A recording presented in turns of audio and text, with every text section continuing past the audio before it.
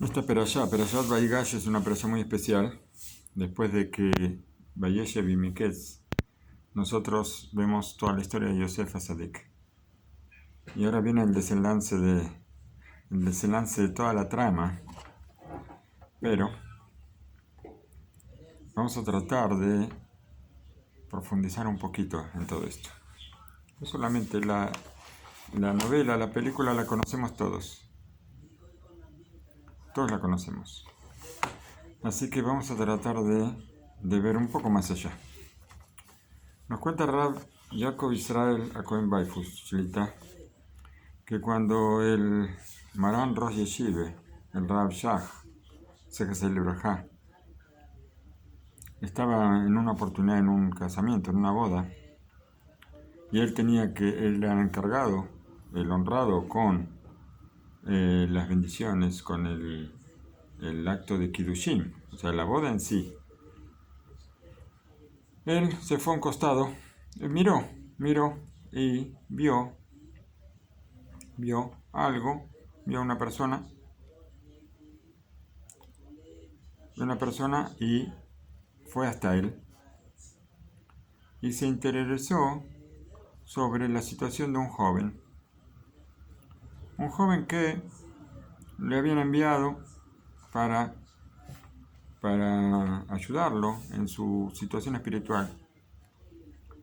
La conversación con esta persona se alargó un poco y todo el mundo estaba esperando ya que la boda se efectúe. De pronto el Rav Shach empezó a llorar y el hombre que estaba hablando con él le contó que la situación del joven de la que estaban hablando era conocida por ellos y que Baruch Hashem había alguien que estaba ocupando de solucionar el problema. El Rab le dijo que había muchas dificultades con el tema y que Besat Hashem necesitaban ayuda o contaban con la ayuda de él para lo que se pueda. El Rab lloró, suspiró y se dirigió a la jupá para realizar la boda. Todo esto lo está contando el protagonista de la historia. Y acá lo que nos revela esta historia, que un poquito está sin nombre, está un poco abstracta, pero nos revela un ejemplo de lo que es la responsabilidad. La responsabilidad de el Rab más grande de la generación, la responsabilidad de un Rosh Yeshiva, la responsabilidad de cualquier persona con su semejante. Lágrimas de los ojos porque hay una sensibilidad interna que grita sobre la responsabilidad. Y este grito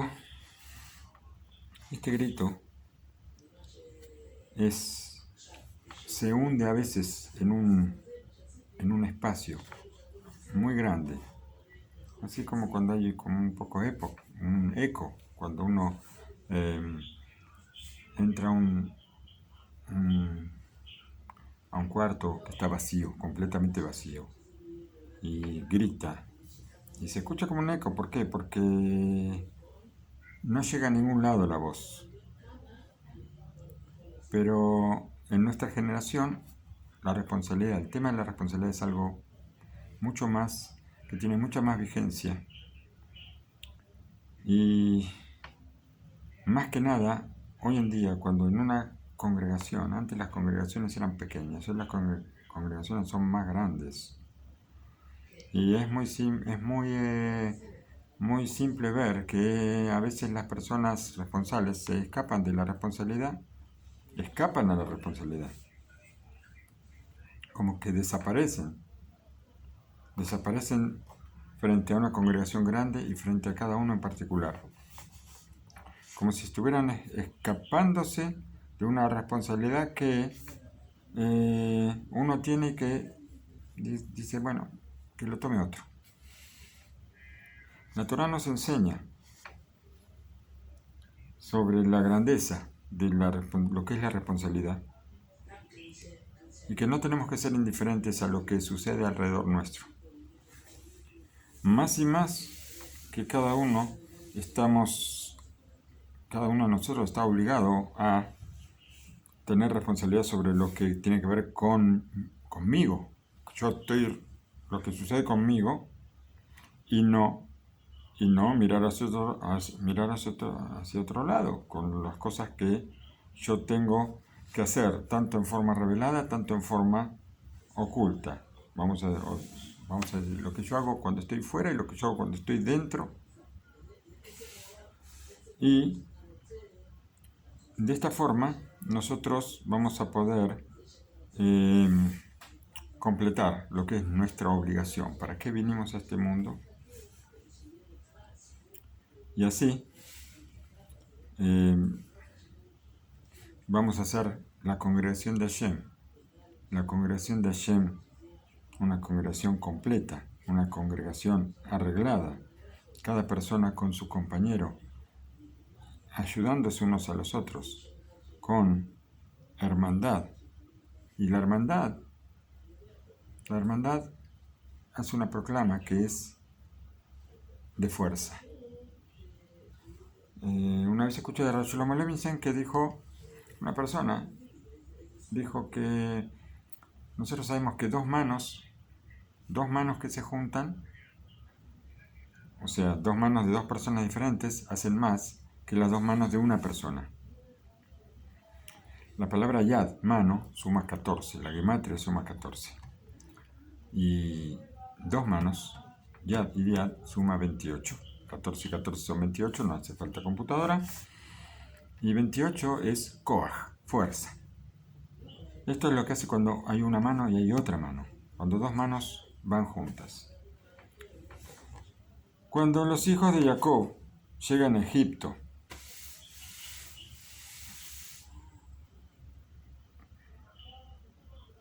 cuando vuelven de Egipto, o sea, acá, en esta perashá, Yosef se revela a sus hermanos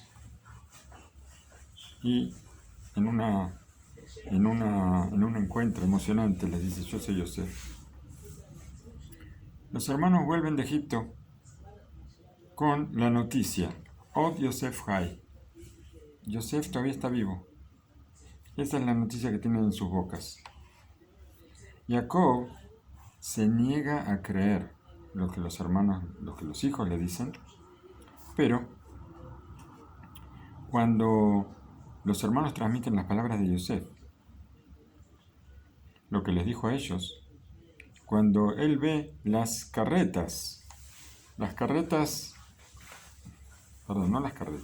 él ve los terneros que le manda Yosef.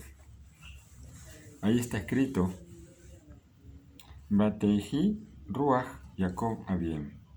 Bateji, que revivió el espíritu de Jacob, el padre. ¿Cuál es el tema de los terneritos? Dice Rashi: una señal transmitió a Yosef de lo que se estaban ocupando cuando se separaron. Cuando los dos se separaron, estaban estudiando el tema de la Gra Arufá. La Gra Arufá es un ternerito que se sacrifica entre dos ciudades cuando encuentran una persona que fue asesinada, no en una ciudad, no en otra. Entonces nadie sabe de dónde es el asesino. Entonces, ahora vamos a ver, les preguntan a los ancianos y se sacrifica ese ternerito, se sacrifica entre las dos ciudades, como si fuera un sacrificio de culpa, sin saber quién tiene la culpa real, porque no se sabe cuál es la ciudad culpable de ese asesinato. Esto es el tema que estaban estudiando Jacob y Yosef cuando se separaron. Entonces, cuando Yosef le envía los terneritos al padre, el padre entiende que, no solamente entiende que sí es Yosef, sino que también entiende que Yosef no olvidó nada de lo que el padre le enseñó. Toda la enseñanza de Torah que el padre le dio, pasaron tantos años y no se olvidó absolutamente de nada. Por eso revive el espíritu de Jacob. Y esto es lo que está escrito, Vayaret Agalot, Asher Shalach Yosef. Dice, y vio los terneritos que le envió Yosef. Y no dice los terneritos que le envió el faraón. No dice eso, dice los que le envió Yosef. Esto, ¿cómo lo explicamos? Que los terneritos eran la señal, una señal fuerte que fueron enviados por Yosef. ¿Por qué? Porque Jacob y Yosef, ellos fueron los únicos que sabían qué habían estudiado cuando se separaron. Pero tal vez nosotros podemos ver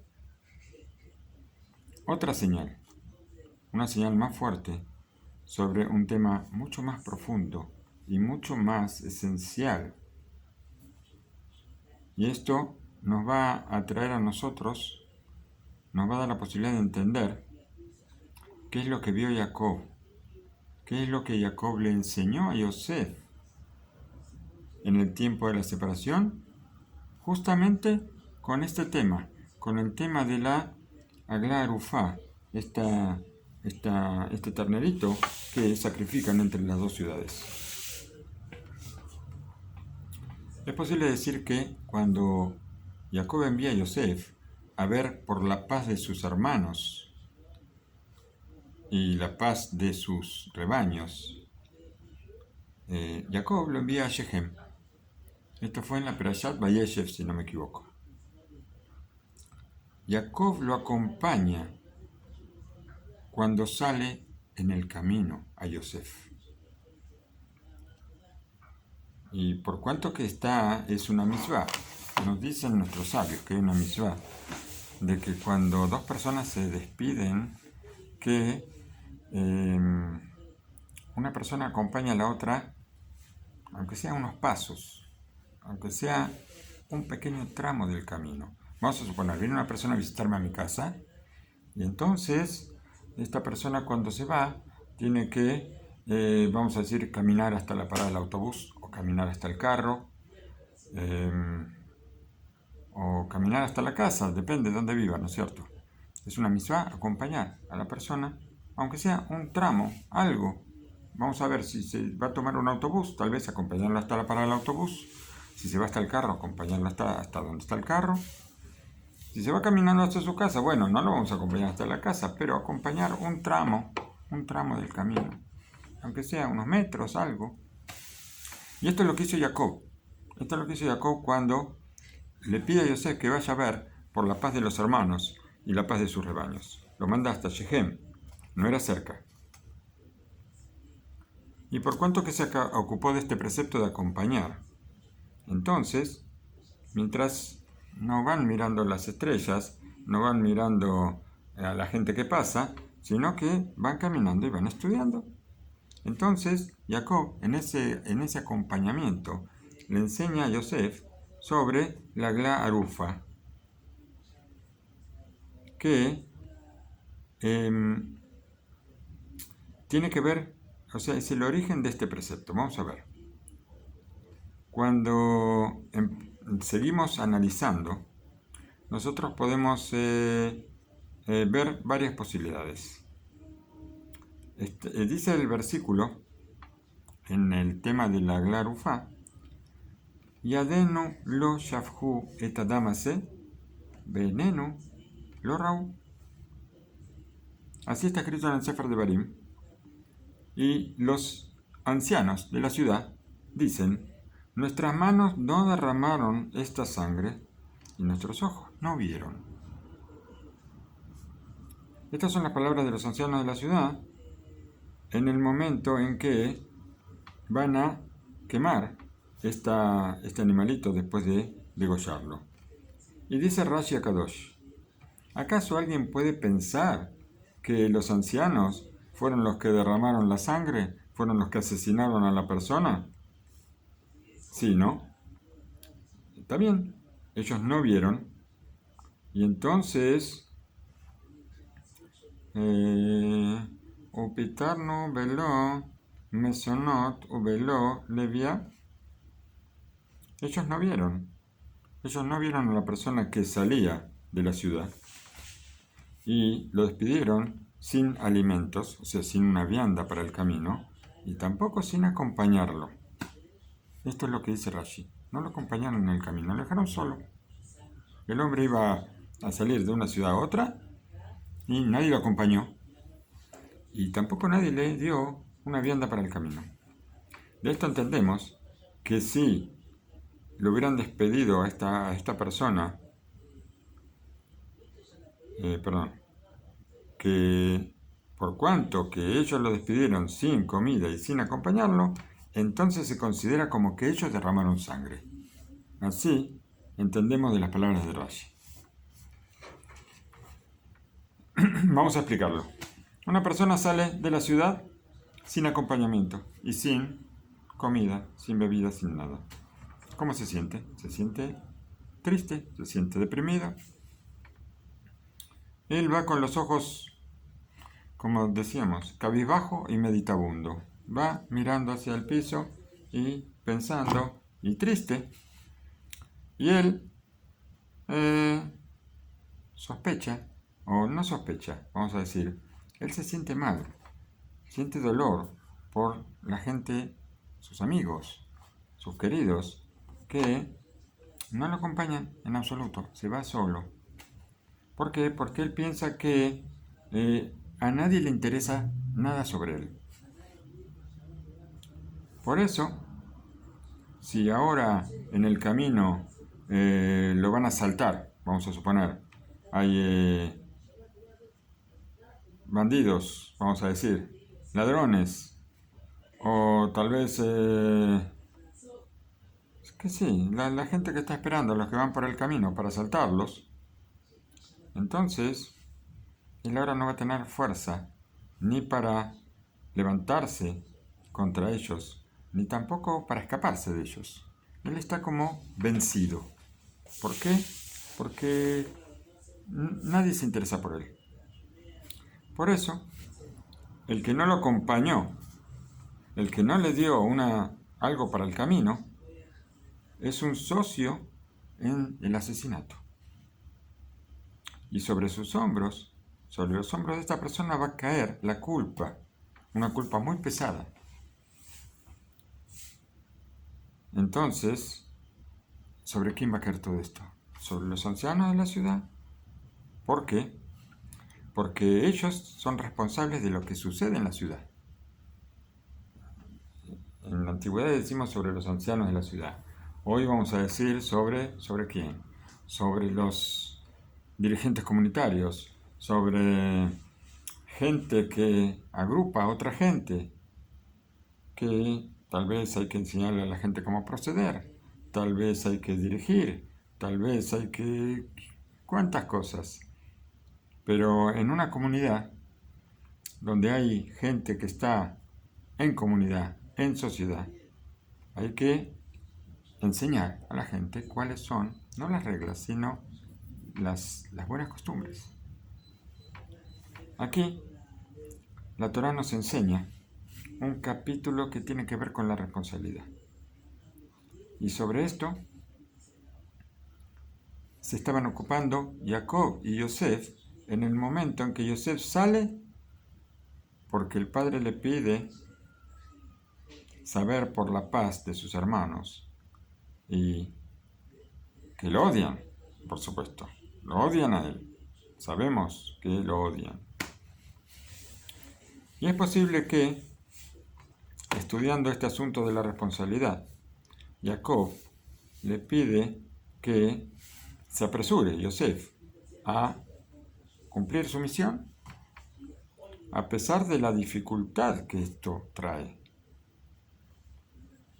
Y dentro de las palabras, Yosef entiende la importancia de lo que es el tema de la responsabilidad. Esto es lo que aprende Yosef de esta perashá. Nosotros leemos la perashá y ¿quién va a entender esto? Nadie. Nadie. Yo no lo entendí nunca. Yo es la primera vez que lo leo y ahora lo entiendo. Y,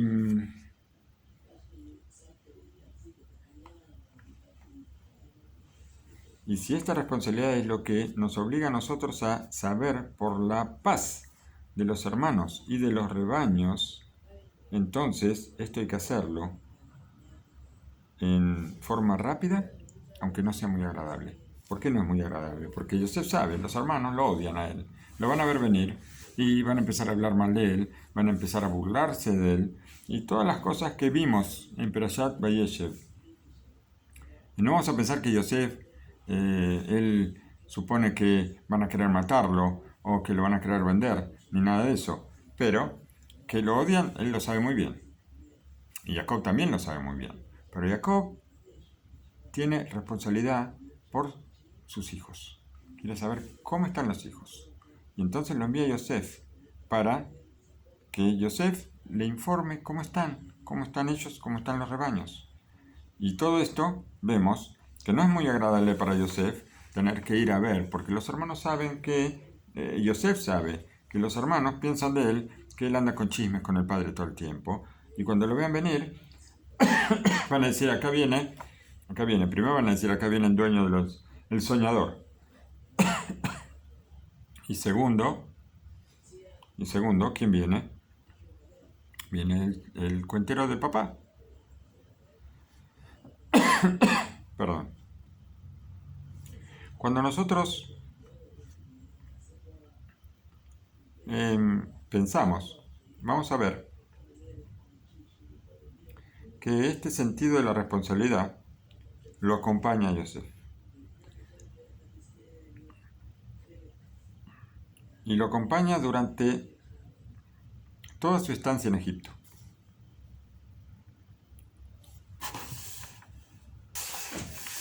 Y todo esto viene a hablarnos sobre todas las actividades, todas las cosas que desarrolló Yosef durante todos los años que estuvo en Egipto. Y nosotros podemos destacar algunos puntos. Por ejemplo,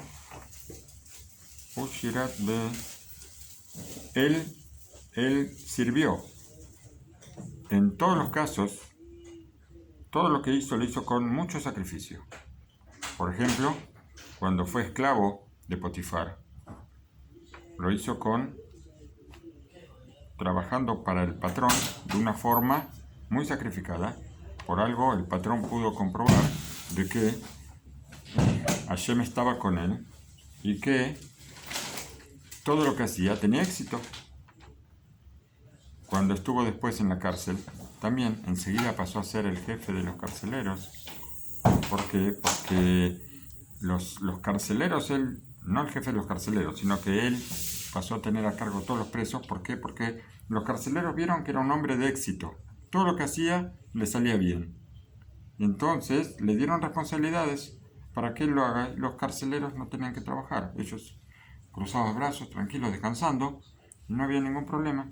Todo estaba bajo control de Yosef, que él se sacrificaba lo suficiente. Después, con el faraón, los 9 años que él estuvo, hasta que, bueno, después siguió, por supuesto, hasta que murió, pero el faraón vio como todo lo que hacía Yosef tenía éxito. Ese es el primer punto. Segundo punto, el saber por qué. ¿Por qué? El interés de él por saber por qué el rostro de los ministros de las bebidas y el ministro de las panificaciones, por qué tenían un rostro triste, por qué se sentían mal. El hecho de tratar de saber cuál era el motivo de su tristeza, de su aflicción, esto lo llevó a salir de la cárcel. Entonces ahí también vemos la responsabilidad por nuestros semejantes. Después de que Yosef resuelve los sueños del faraón, él lo aconseja al faraón qué tiene que hacer, cómo tiene que conducirse, ¿para qué? Para poder enfrentar los años de pobreza.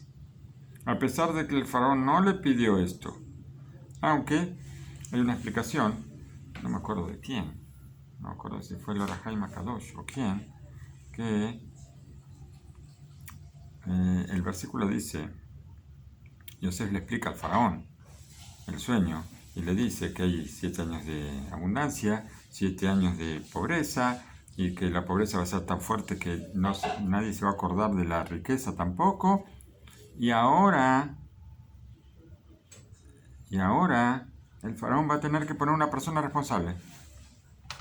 Preguntan los sabios, ¿quién le pidió a Yosef opinión? Él que explica el sueño y nada más.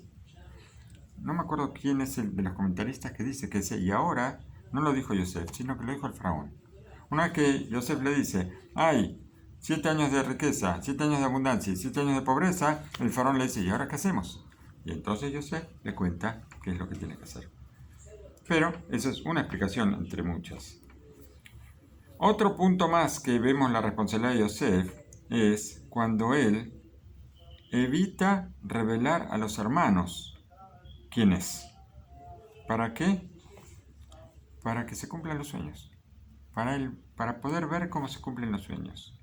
De acuerdo a todo esto, se entiende muy bien que la noticia que recibe Jacob la recibe con los terneritos.